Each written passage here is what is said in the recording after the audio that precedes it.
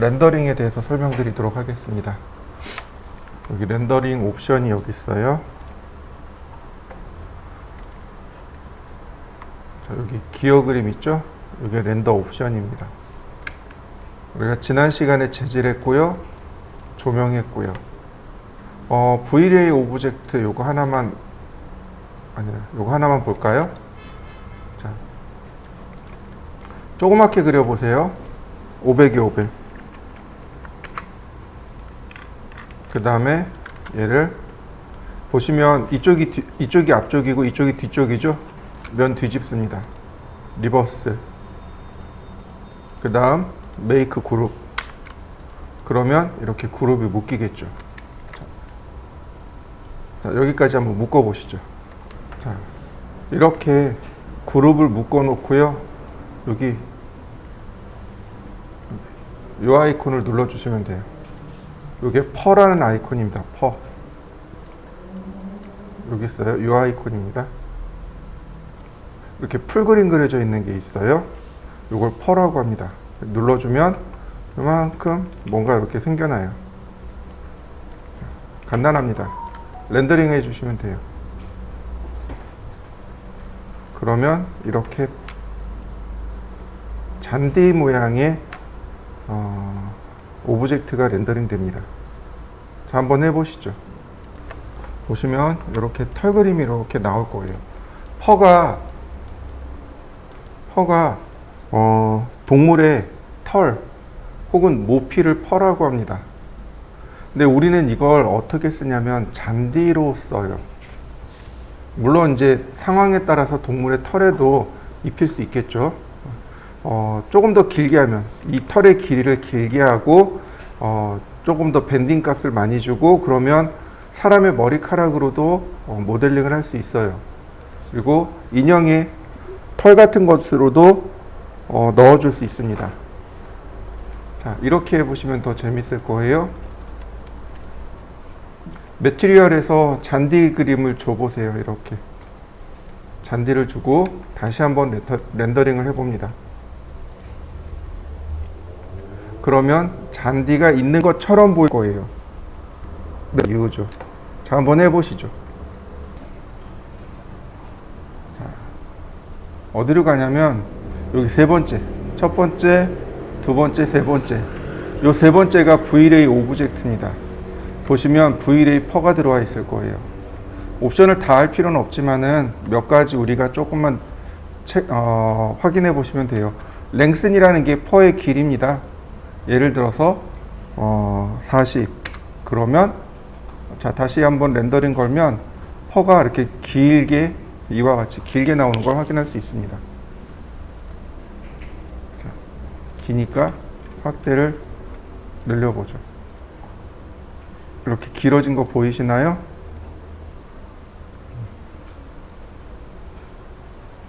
자, 그 다음 그 아래 보시면 티크니스, 그러니까 퍼의 두께를 말합니다. 퍼의 두께, 얼마나 굵을 거냐 얇을 거냐. 0.12mm가 되겠죠. 자, 그레이브티는 중력값입니다. 중력값이 1이라 얘가 위로 이렇게 올라갑니다. 중력값은 건들지 마시고요. 밴드값만 크게 늘려주시면 됩니다. 예를 들어서 5라고 했습니다. 그러면 더 많이 이렇게 구부러지겠죠. 중력값을 건드려 버리면 헷갈릴 수 있거든요. 그래서 중력값은 건들지 말고 이렇게 밴드값만 걸어 보시면 돼요. 0.4. 자, 그 다음에 테이퍼라고 하는 건 뭐냐면 이렇게 밑둥은 넓고 위로 올라갈수록 이렇게 뾰족해지잖아요. 요걸 테이퍼라고 합니다. 그러니까 테이퍼는 스케일입니다. 자, 요 정도로 한번 해보면 좋습니다.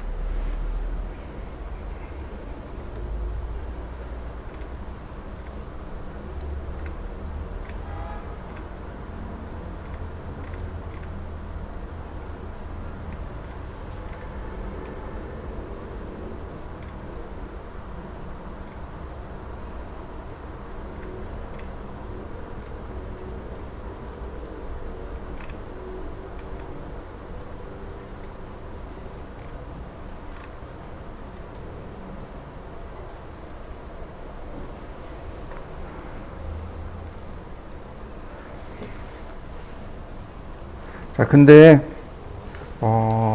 이 V-ray 펀은 넓은 공간에서 쓰시면 안 돼요. 그러니까 예를 들어서 내가 건물을 모델링하고 그 앞에 잔디를 깔겠다 그러고 쭉 깔아버리면 렌더링이 안 돼요. 왜냐면 여기 나와 있는 이 털 하나하나를 다 계산하고 렌더링 하거든요. 그런데 얘는 가로 세로 500mm 밖에 안 되잖아요. 그러니까 얼마 안 되니까 금방 렌더링 해요. 그런데 5m에 5m, 예를 들어서 5천에 5천이라고 가정해보죠. 이거보다 10배가 커진 거죠. 그럼 거기에 들어가는 잔디 개수가 또 그만큼 늘어나겠죠. 그러면 렌더링 타임이 기하급수적으로 늘어나 버립니다. 그래서 컴퓨터 사양이 좋다 그러면 저는 안 말립니다. 그런데 일반적으로 우리가 쓰는 컴퓨터 사양은 그렇게 좋지 않아요. 가급적이면 저는 말려요. 그 회사에 가면 렌더 머신이 있고 그 렌더 머신이 서버급이에요. 그러면 안 말려요. 근데 그 이상 그거보다 보통은 다 아래급 쓰거든요. 그러면 어지간하면 하지 말라고만 합니다. 이렇게 소량으로 할 때는 괜찮아요. 근데 그 넓은 면적에 쓸 때는 렌더링 타임 엄청 걸릴 겁니다. 자, 요건 이제 지우고요. 요거 지우고 우리가 작업했던 걸 하나만 오픈해 볼까요?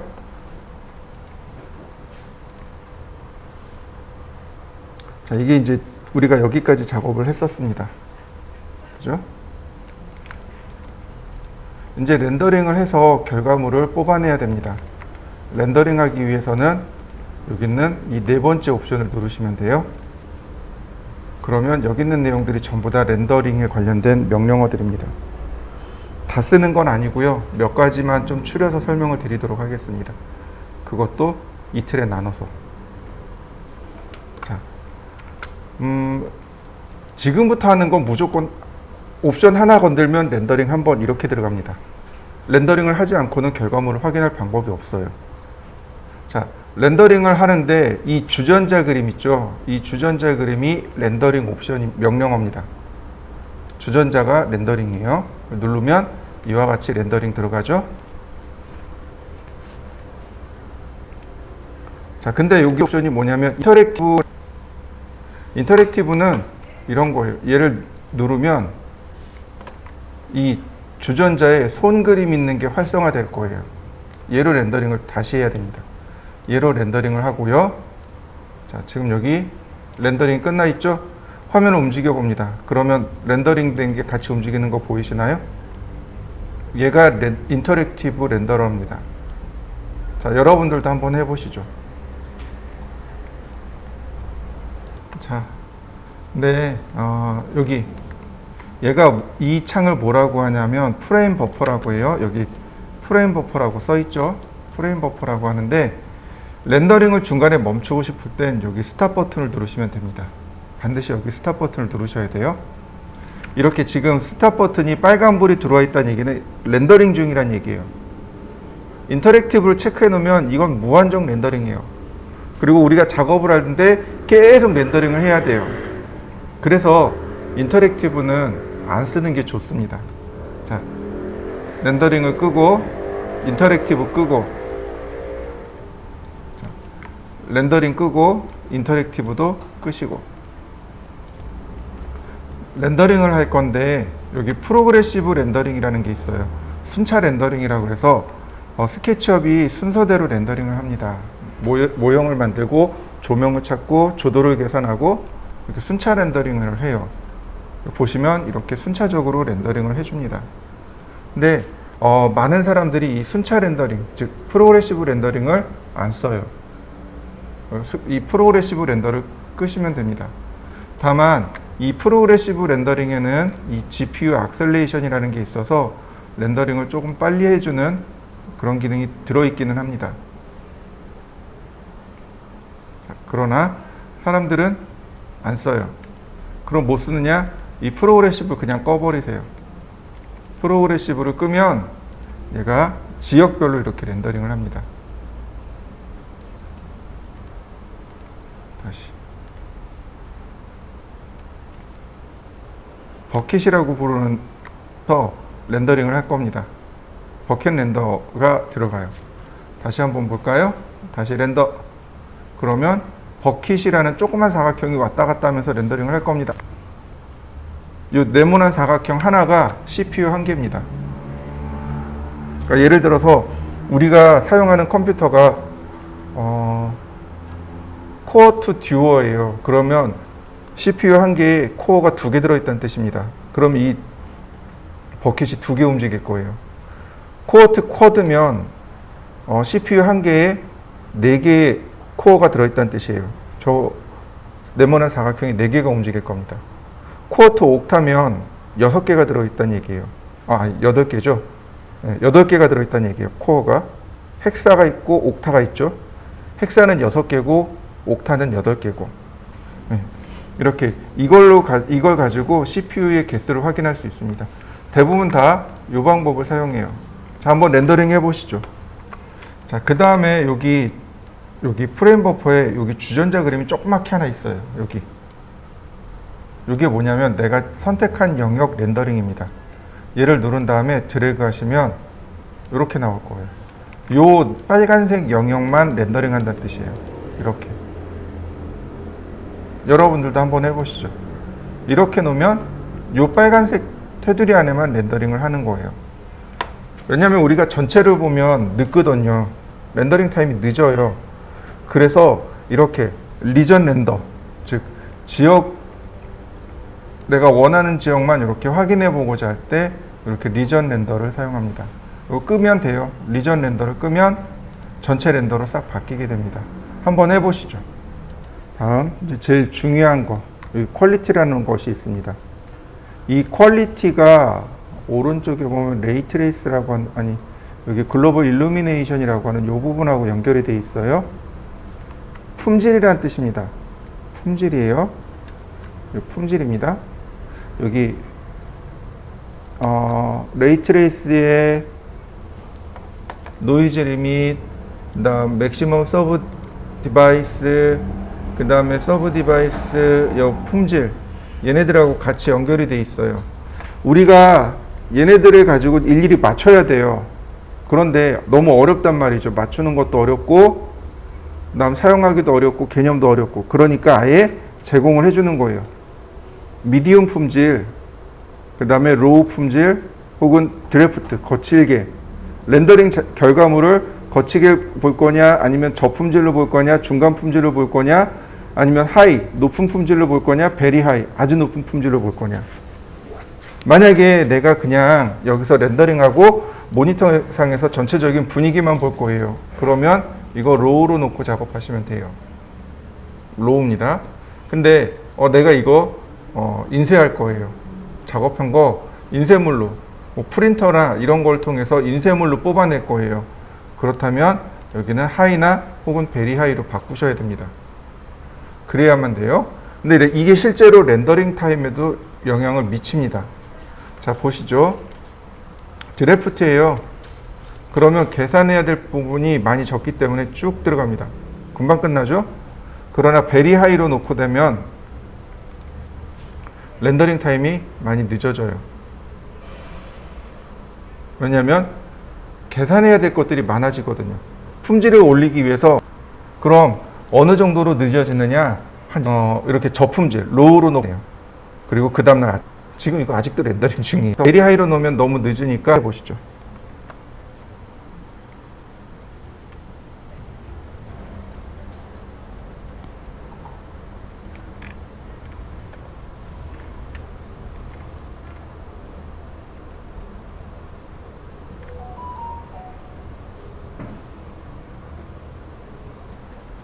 그래서 보통 얘네들은 이렇게 로우나 미디움으로 놓고요.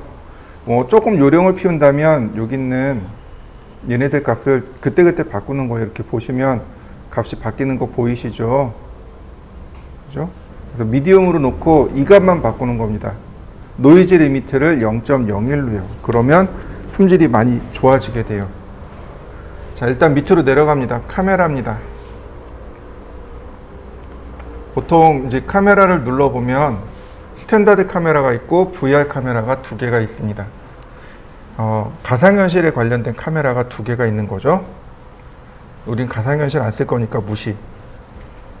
자, 가상현실 카메라 쓰면 이렇게 가상현실 카메라로 바뀝니다.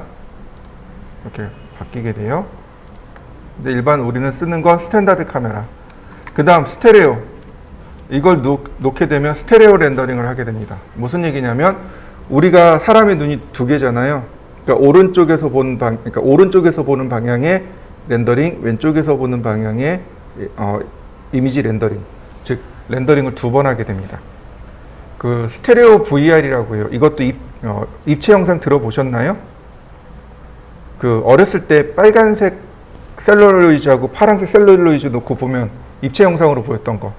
그게 스테레오 그러니까 스테레오 VR입니다. 그러니까 입체 영상인데 그 입체 영상 만들 때 쓰는 겁니다. 역시 얘도 무시. 자, 그 다음에 익스포저 밸류라고 해서 EV 값으로 카메라를 조절하게 됩니다. EV 값으로 카메라를 조절하는데, 자, 이걸로 조절하기는 너무 어려워요. 요 위에 스탠다드 카메라 오른쪽으로 가면 이렇게 이상한 그림이 하나 있어요. 이렇게 해서 이렇게 된 그림이 있습니다. 얘를 누르면 이렇게 바뀌어요. 여기가 바뀝니다. 스탠다드 카메라로 싹 바뀌게 됩니다. 한번 바꿔보시죠. 여기 필름 센서티브. 이게 뭐냐면 필름 감도입니다. 이거 완전 수동 카메라예요.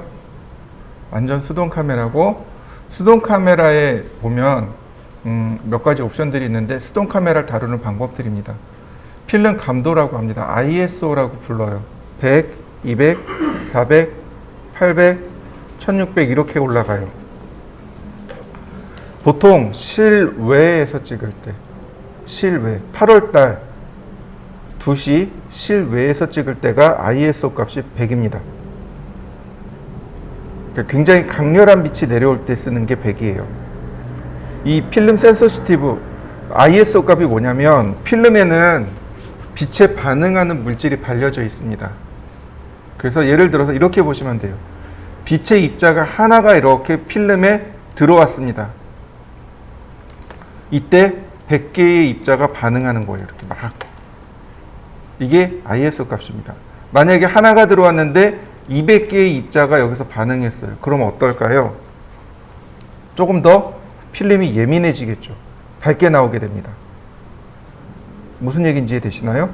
적은 빛이 들어왔는데 많은 입자들이 반응을 해요. 그러면 필름이, 그러니까 사진이 밝게 나오게 돼요. 그래서 우리가 가장 많이 쓰는 게 일반적으로 쓰는, 그러니까 필름 감도가 100에서 200 정도 많이 써요. 야외 촬영할 때는 100에서 200, 실내로 들어오면 200이나 400 이렇게 쓰게 됩니다. 예식장에서 사용하는 게 한 800 정도 돼요. 필름 감도가. 필름 감도는 굳이 안 바꾸셔도 돼요. 100이나 한 200 정도면 충분합니다. 그 다음 어퍼처가 있고 셔터 스피드가 있습니다. 예를 들어서 카메라가 이렇게 있어요.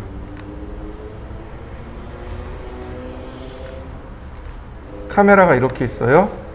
그럼 필름이 여기 이렇게 들어가게 됩니다. 필름이 여기 있고, 그 다음 셔터가 이 앞에, 필름 앞에 있고, 카메라 맨 앞쪽에 이렇게 렌즈가 존재합니다.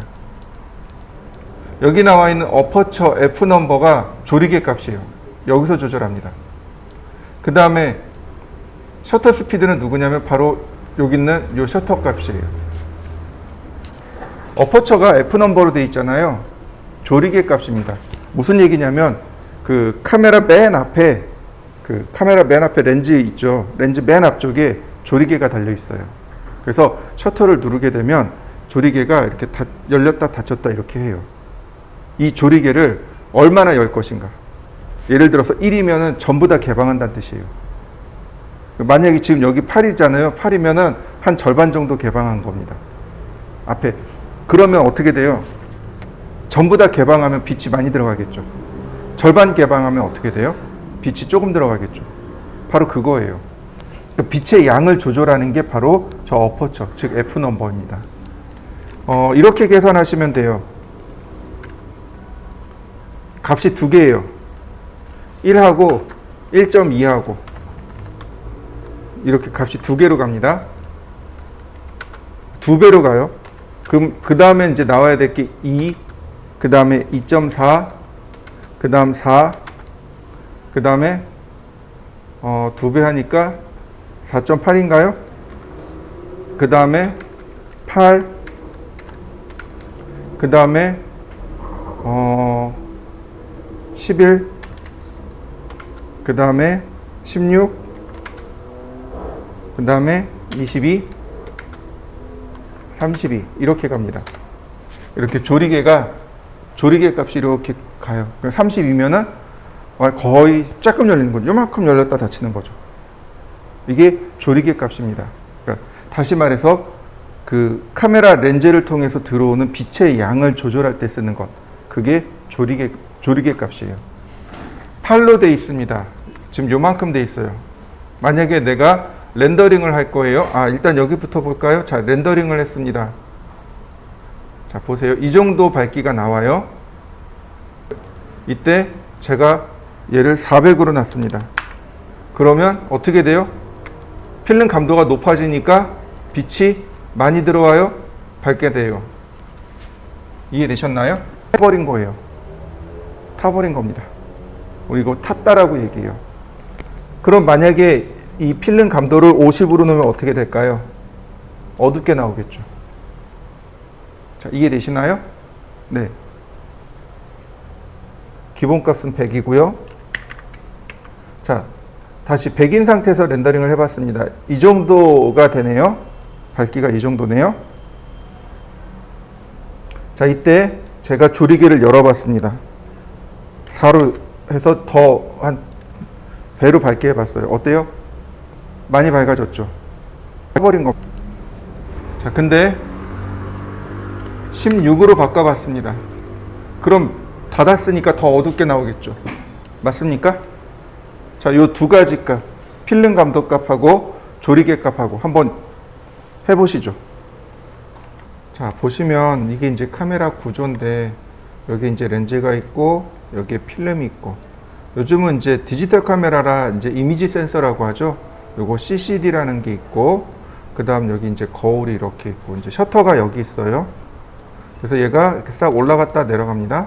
그러면 이제 셔터가 발생하겠죠. 아니, 더 정확하게는 셔터가 여기서 열리고 닫혀요. 셔터가 열리고 닫히는데, 저 셔터의 속도가 있습니다. 셔터가 열리고 닫히는 속도가 존재해요. 보시면 그 다음에 셔터 스피드가 나와요. 여기. 그 다음에 셔터 스피드가 나옵니다. 얘가 셔터 스피드예요. 얼마나 셔터가 빨리 열리고 닫히나. 그러니까 셔터 스피드가 빠르면 어떻게 될까요? 그럼 빛이 정말 조금 들어가요. 그러니까 어둡게 나옵니다. 셔터 스피드가 느리면 어떻게 될까요? 그러면 셔터가 열렸다가 천천히 이렇게 닫힐 거예요. 그러면 어떻게 돼요? 빛이 많이 들어가겠죠. 왜 우리 노출 사진 혹시 기억하세요? 야경 같은 거 있잖아요. 야경 같은 거 노출 사진이라고 그러잖아요. 그게 이제 셔터 스피드를 조절하는 겁니다. 조리개를 다 열어요. 아니, 닫아놓고 셔터를 개방해 버립니다. 그리고 안 닫아요. 2초건 3초건 그냥 냅둬요. 그랬다가 이렇게 닫아요. 그럼 어떻게 돼요? 예를 들어서 제가 6초를 노출시켰어요. 그러면 어떻게 돼요? 그 앞에 지나갔던 것들이 다 들어오겠죠. 그러니까 그 자동차 사진 같은, 도로 사진 같은 거 보면 빛이 이렇게 흘러가는 사진 있잖아요. 그게 노출 사진이에요. 바로 이 셔터를 6초, 7초 이렇게 늘려버린 겁니다. 여기 나와 있는 값은 n분의 1초예요. 지금 300이라고 되어 있지만 300분의 1초란 뜻입니다. 300분의 1초 동안 셔터를 열고 닫는다는 뜻이에요. 이런 거 있어요. 어디지? 자동차 경기장에 가면 자동차 이렇게 휙 지나가잖아요. 그런 거 찍을 때 셔터 스피드가 1000분의 1초에서 2000분의 1초 됩니다. 찰나적으로 찍는 거죠. 그러면 주변은 이렇게 다 흘러가는 느낌, 그리고 자동차만 딱 서 있는 느낌, 이런 게 만들어져요. 셔터 스피드도 마찬가지예요. 기본값은 125분의 1초, 그 다음 어퍼처 8분의 1초 이렇게 됩니다. 자, 렌더링 많이 밝을 거예요. 자, 다음 보시면 이 셔터 스피드를 조금만 더 늦춰보도록 하겠습니다. 300분의 1초. 그러면 렌더링 하면 당연히 이렇게 어두워지겠죠. 그래서 우리가 원하는 이 결과물들의 값을 뭘로 조절하냐면 다른 게 아니고 바로 이 값으로 조절하는 겁니다. 이 카메라 값으로 조절하는 거예요. 이걸로 조절하고 예를 들어서 125분의 1초이고 근데 우리가 보면 여기 분명히 인텐시티가 있단 말이에요. 그죠? 인텐시티 조명의 밝기로 조절하는 게 아니고 바로 여기 카메라로 조절하는 겁니다. 조명은 늘 일정해야 돼요. 그래야 우리가 계산하기 쉽습니다.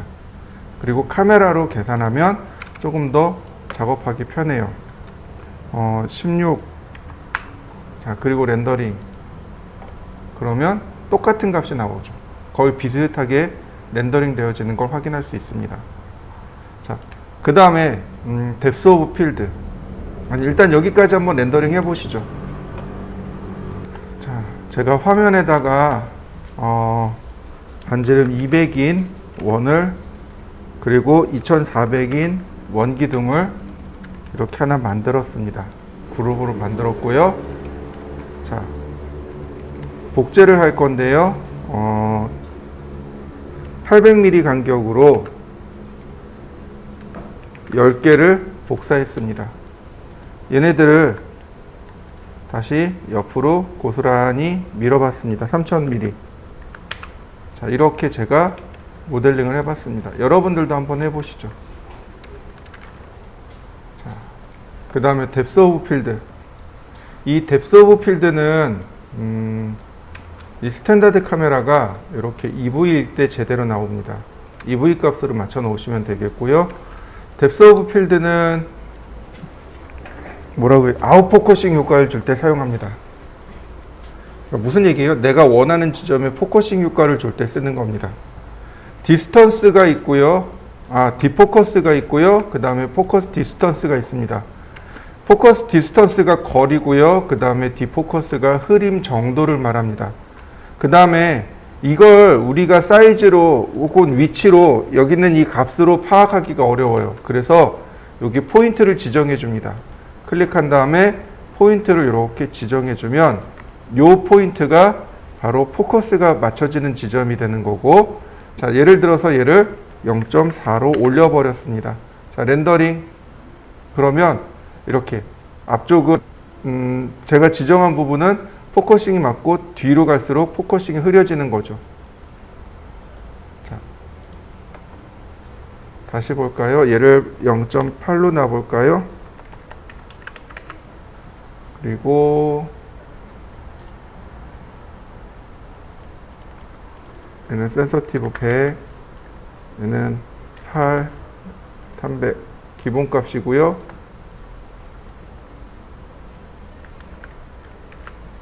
자, 렌더링. 자, 쭉 흐려진 거 보이시나요? 포커싱 효과 들어간 거 보이죠?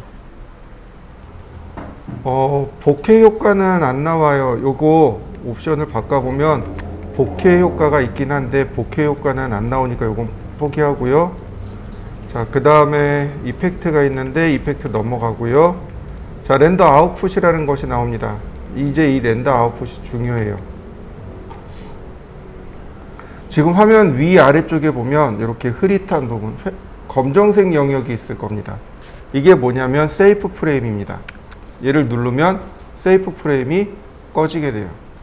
세이프 프레임, 세이프 구조하다라는 뜻이죠. 안전한 프레임, 구조. 다시 말해서 여기서부터 여기까지만 렌더링 된다는 뜻이에요. 지금 여기 지정해 놓은 범위 있죠? 가로와 높이에 대한 범위입니다. 이 안쪽에서만 렌더링 된다는 얘기예요. 내가 렌더링이 어디까지 되는지 미리 파악해 볼 수 있어요. 이렇게 끄면 어디까지 렌더링 되고 어디는 안 되는지 모르잖아요. 얘를 켜놓으면 렌더링 되는 범위를 확인할 수 있습니다. 자, 한번 해보시죠. 온오프 해보시, 간단하게 온오프 해보시면 돼요. 그 다음에 보시면 이미지 웨이트하고 위드하고 하이트가 있습니다. 이미지의 폭이에요. 내가 렌더링 했을 때 얼마만한 크기로 렌더링 할 것이냐, 얘가 이제 중요한 부분이 되는데, 퀄리티를 지금 미디엄으로 놨단 말이에요. 혹은 하이로 냈다고 가정했을 때 바로 이 크기, 얘가 낮으면 아무런 의미가 없습니다. 예를 들어서 A4 사이즈로 렌더링을 하고 싶어요. 그러면 적어도 A4 사이즈가 297에 210이죠. 여기에 공을 하나 더 붙이시면 됩니다. 이렇게. 이 정도 해상도가 되어야 출력했을 때 사진처럼 나오게 돼요. 우리가 해상도라는 말을 써요. 그 다음에 화소라는 말을 씁니다. 화소라는 말이 픽셀이에요. PXIEL 맞나? PIXEL인가? 네. 픽셀이라는 말을 쓰는데 이게 우리나라 말로 하면 화소입니다. 근데 보통 우리가 뭐 1080p 혹은 뭐 2048, 뭐 720p 이런 식으로 얘기해요. 그죠? 근데 그게 무슨 얘기냐면 내가 출력하고자 할 전체 크기에 들어가는 픽셀의 개수를 뜻합니다. 얘는 픽셀의 개수예요. 근데 우리가 따지는 건 바로 이 해상도입니다. 300 ppi 혹은 dpi 라는 해상도 단위를 씁니다. 이게 해상도예요. 이미지의 좋고 나쁨을 따지는 단위인데 이게 뭐냐면 픽셀 퍼 인치, 도트 퍼 인치 약자입니다. 무슨 얘기냐면 가로 세로 1인치당 몇 개의 픽셀을 찍을 수 있는가, 혹은 가로 세로당 1인치당 몇 개의 도트를 찍을 수 있는가. 보통 DPI는 프린터에서 쓰는 단위고 PPI가 모니터나 그래픽에서 쓰는 단위입니다. 가로 세로 1인치에 300개의 픽셀을 찍을 거냐, 가로 세로 1인치에 72개의 픽셀을 찍을 거냐. 자, 한번 생각해 보시죠.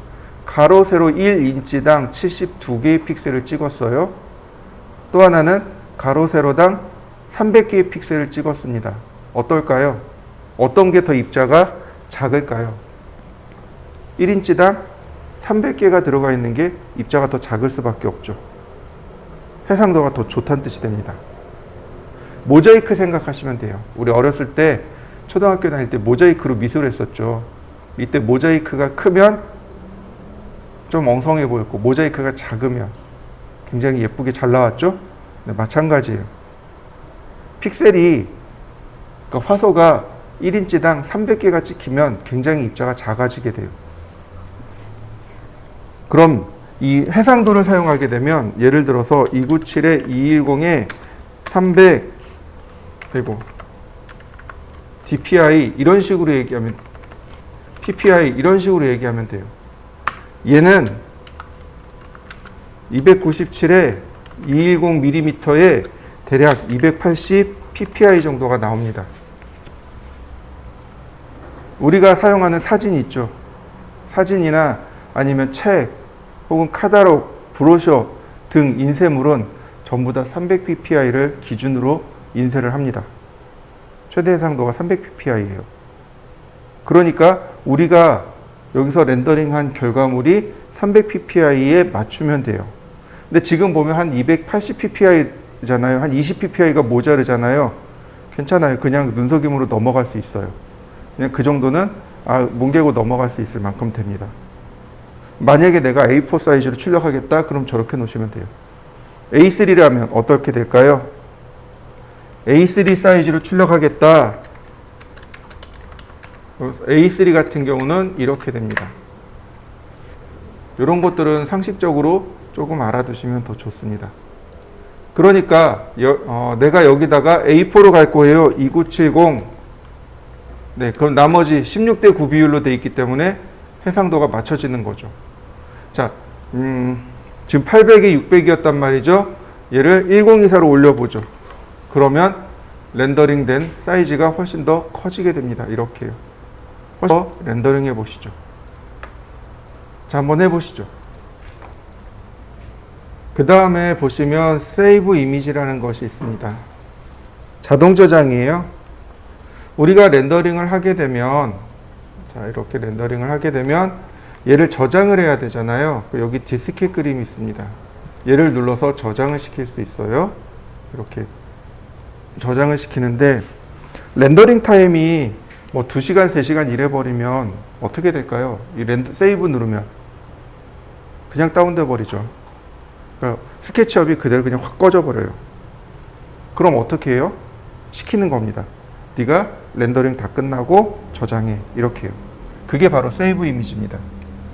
세이브 이미지라는 것은 렌더링이 끝나면 해당된 이 프레임 버퍼에 있는 내용을 자동 저장시키는 것. 그게 바로 세이브 이미지입니다. 체크한 다음에 이렇게 체크한 다음에 여기 그림을 눌러주시면 돼요. 얘를 누르면 이렇게 저장 위치를 찾아줄 수 있습니다. 자, 이때 우리가 쓸 수 있는 이미지의 종류들이 여러 가지가 있습니다. 제일 많이 쓰는 건 BMP 파일이에요. 제일 많이 쓰는 건 BMP고, 그 다음에 JPG, 이 정도 많이 사용합니다. 왜, 저 BMP란다. PNG. PNG 파일을 제일 많이 써요. 잠깐 설명을 드리면 이런 거예요.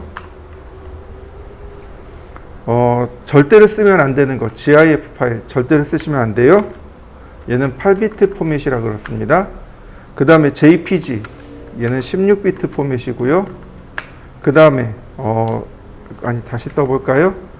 8비트 포맷이 있어요. 얘는 GIF 파일. 그 다음 16비트, 얘는 JPG.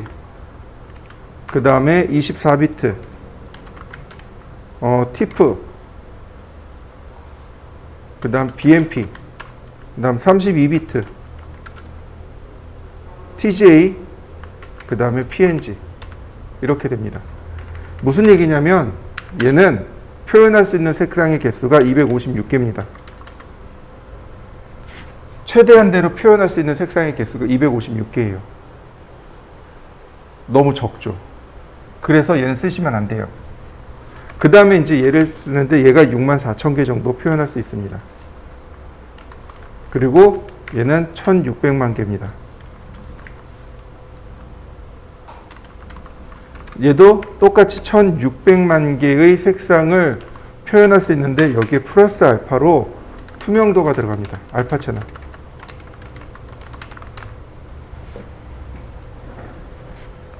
원래 최대 표현할 수 있는 색상의 개수는 24비트, 즉 1600만 개가 최대치입니다. 이거 트루 컬러라고 해요. 근데 여기에 TGA나 PNG는 알파 채널이 들어갑니다. 즉 투명도요.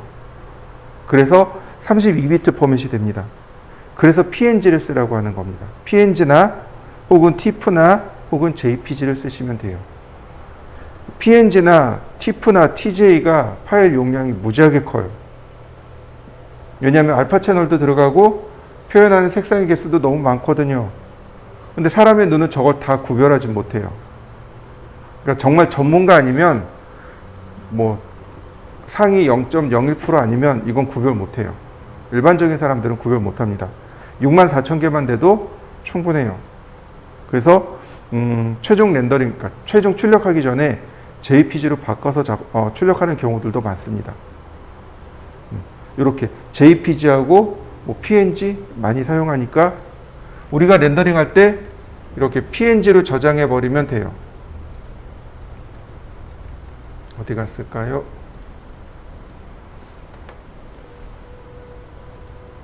네. 이렇게 저장할 때 저장 포맷이 제일 위에 나오죠. PNG 제일 많이 쓰니까. 그 다음에 TJ도 있고요. JPG도 있고요. 뭐 여기 TIFF도 있고. 편하신 대로 지정하신 다음 자, 이름 지정하고 자, 저장 눌러 놓으면 돼요. 그러면 얘가 렌더링 끝나고 바로 알아서 저장합니다. 자, 한번 해보시죠. 자, 그 다음 environment가 나오네요. environment는 배경색을 말합니다. 기본값은 바로 이 부분 스카이로 들어가 있습니다. 하늘로 들어가 있어요.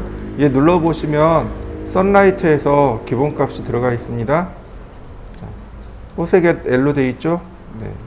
요거는 그냥 두셔도 되겠고요. 자, 중요한 건 요거예요. environment override. 이 environment override에 바로 이 GI 값을 켜주세요. 얘를 켜주시면 됩니다. 자, 파일을 다시 한번 보자고요. 다시 렌더 옵션. 자, 끄고, 뭐, 조금 크게 1024. 자, 세이프 프레임 됐고, 카메라. 네. 카메라의 기본값이, 네, 기본값이고, 뎁스 오브 필드 껐고. 자, 그 다음. 지금은 GI 값을 껐습니다. GI 값을 끄고 렌더링 한 겁니다. GI 값이 뭐냐면 글로벌 일루미네이션이라고 해서 빛이 이렇게 들어오잖아요. 그러면 빛이 이렇게 튕겨 조금 어둡게 나오는데 이걸 보자 값이에요. 자, 여기만 렌더링을 해보자고요. 여기만 붙잡아다 렌더링을 하죠. 자, GI 값을 켰습니다. 그리고 값을 10으로 올렸어요. 그리고 렌더링. 그러면 이렇게 GI 값이 켜지는 바람에 내용이 달라지게 돼요. 자, 다시 보시죠. 내용 자체가 완전히 싹 달라진 거 보이시나요? 아까는 그냥 들어가게 돼요. 보시면 이렇게 많이 밝아져요. GI 값을 제가 올려봤습니다. 그랬을 때 이렇게 싹 밝아집니다. 20만 놓고 한번 렌더링 다시 해볼까요? 그러면 이렇게 그림자 부분들이 전부 다 밝아지게 됩니다. 한번 해보시죠.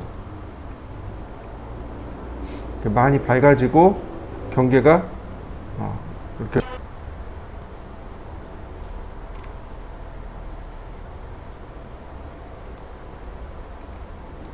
자, 그 다음에 여기 보시면 아리엘 퍼스펙티브라는 것이 있습니다. 아리엘 퍼스펙티브.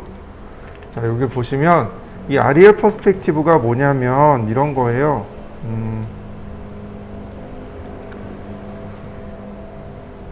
풍경 사진. 자,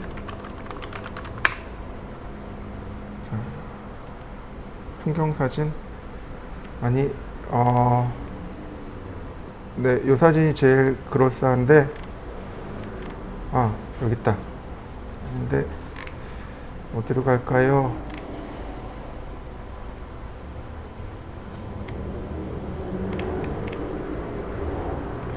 자, 이 사진을 보면 좀 이해가 빠를 거예요. 이 사진을 보면 앞쪽에는 또렷하죠. 칼라도 있고. 그런데 멀리 가면 이 뒤쪽에 있는 산은 어떤가요? 이 사진은 뚜렷하죠. 근데 실제로 여러분들 산을 보면 어떤가요? 고속도로 달리다가 먼 산을 보면 회색으로 흐리게 보이는 것 혹시 아시나요? 네, 그게 아리엘 퍼스펙티브입니다. 즉, 가까운 곳은 뚜렷하게 잘 보고 멀리 있는 곳은 안개 낀 것처럼 이렇게 흐릿하게 들어가는 것. 그게 아리엘 퍼스펙티브예요. 근데 그래서 여기 보시면은 기본값이 미터입니다. 기본값이 미터예요. 자, 근데 이거를 응용하면 이렇게도 할 수 있습니다. 자, 비저빌리티 레인지, 즉 가시 범위란 뜻입니다. 가시 범위가 얘는 6,000m, 즉 6km로 되어 있는데 이걸 당겨보죠. 50m. 자, 렌더링. 이거 드래프트로 놓고 렌더링 할까요? 로우로. 자, 안개 낀 것처럼 보이시나요? 50m라 그래요. 조금 더 뒤로 자, 100m로 바꿔볼까요? 100m. 그러면 조금 더 또렷하게 보이겠죠. 이렇게. 자, 여러분들도 한번 넣어 보시죠. 자, 그 다음에 보시면 atmospheric height, 즉 높이가 나옵니다. 안개의 높이란 뜻입니다. 지금 보시면 6,000m, 즉 6km까지 바닥에서 6km 안개가 들어가라고 돼 있어요. 자, 제가 이거를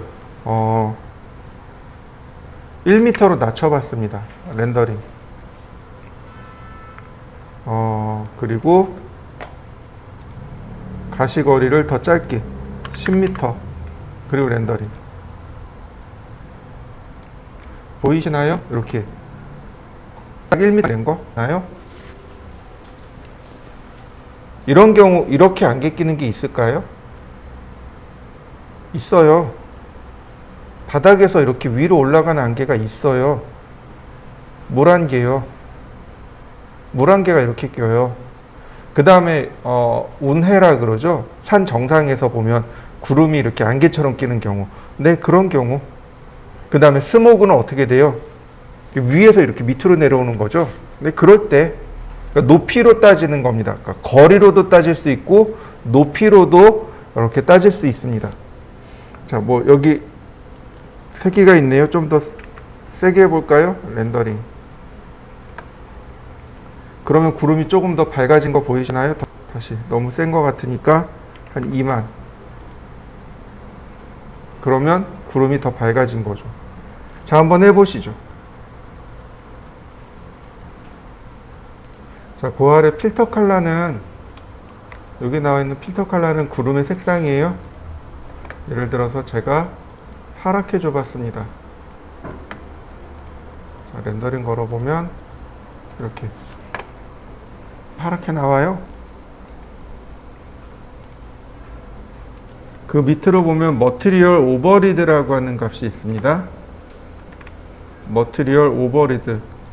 이건 내가 지정한 색상으로 전부 다 덮어 씌우기가 머티리얼 오버리드입니다. 어떤 재질이 들어가더라도 재질이 있더라도 여기서 지정한 색상 혹은 여기서 지정한 재질로 표현하는 겁니다. 여기서 뭐 어떤 재질을 선택하면 그 재질로 이렇게 전부 다 렌더링이 들어가 버립니다. 여기서 지정한 색상이나 혹은 재질로 이렇게 전체 다 들어가는 거예요. 모든 객체가 내가 지정한 색상으로 혹은 내가 지정한 재질로 렌더링 해라. 이게 머티리얼 오버리드입니다.